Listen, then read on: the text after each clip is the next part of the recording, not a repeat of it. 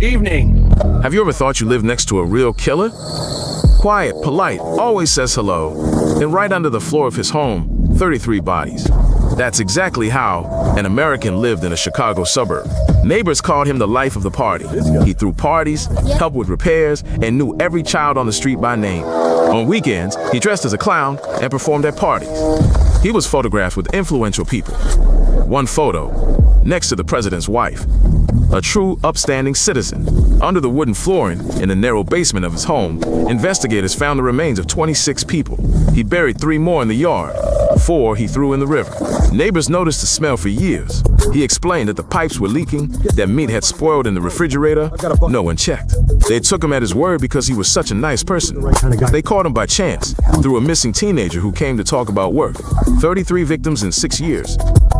Most of them were never identified during his lifetime. At his trial, he wept and declared his innocence. He continued to paint while on death row and sold them to collectors. Each painting fetched thousands of dollars. After his execution, his brain was harvested and given to scientists. They searched for anomalies and found nothing unusual. The most terrifying thing about such people is that they look completely ordinary. Imagine, you're visiting a friend, an ordinary apartment, a sofa, a TV, fish in a large aquarium. And then you open the refrigerator and freeze. A quiet loner from an American city kept human heads there. Not 1, but 4. Plus a heart and a fragment of a severed hand in a plastic bag, next to the usual groceries. In the corner of the bedroom stood a 200-liter barrel. Inside were 3 corpses, slowly dissolving in acid. 2 skulls lay on the computer desk. It was his usual evening. Over the course of 13 years, he killed 17 people. He worked in a factory, lived alone, and hardly interacted with anyone. Neighbors complained of a strange smell. He said the refrigerator was broken. He photographed everyone. He put the pictures in an album. He wanted to remember. Investigators found 74 photographs in total. They called the dismantling of this apartment the dismantling of a personal museum. He was caught only because one of the victims managed to escape into the street in handcuffs. The police later discovered that 2 months earlier, officers had brought a runaway boy back to him. You think that's impossible? In your neighborhood, there were several apartments in his building. Neighbors had been smelling the smell for years. No one called the authorities. Sometimes silence can cost lives. Now you will learn about a man who sewed masks from the faces of real people and wore them in the evenings. He lived alone on a farm. The neighbors considered him strange but harmless. After the death of his mother, he locked her room and left it untouched. The rest of the premises were converted into a workshop. At night, he went to cemeteries and took parts of the buried. From the flayed skin, he made full masks with eyebrows, eyelashes, ears, and chins. He put them on in the evenings and walked around his home. He tried on other people's faces, like others try on shirts. The chairs in his home were covered in human skin. The lampshade was made from a face. He ate soup from a skull repurposed as a plate. Forks were inserted into bones. He called this his daily life. The police found a belt made of flesh, a vest made from the upper half of a woman's body, stockings made from leg skin, boxes of entrails in the refrigerator, 40 nighttime visits to the cemetery, documented. He literally wanted to become his mother.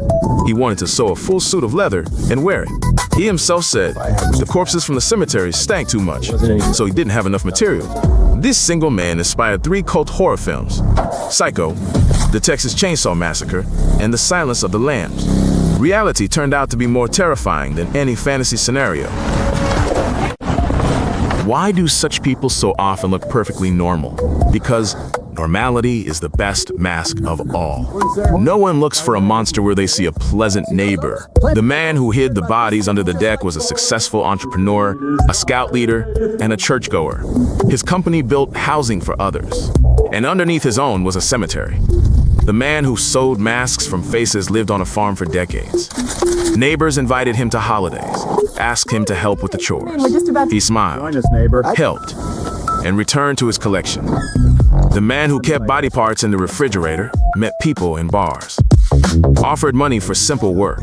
He looked gentle, spoke softly. They trusted him and followed him. All 3 had one thing in common. They seemed like people you could trust. People invited them over.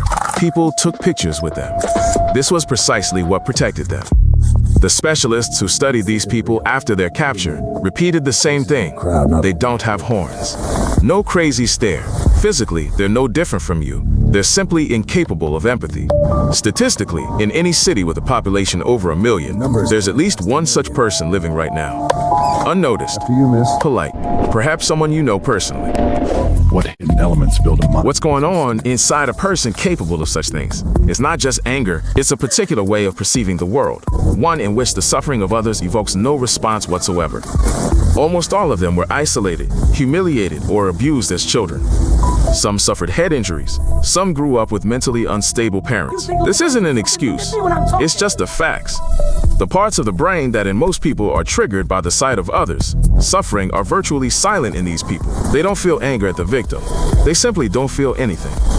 One of them, during interrogation, said, "I killed because I didn't want the person to leave." He didn't know how to build relationships. The only way he found to keep someone close was this. Another described a constant feeling of emptiness inside. He said that nothing brought him joy or peace. He tried work, communication, hobbies. Nothing helped. These aren't stories about monsters from movies. These are stories about people who lived alongside him.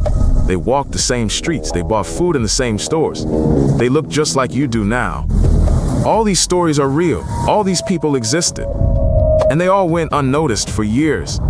Subscribe to the channel and watch other episodes. It's important.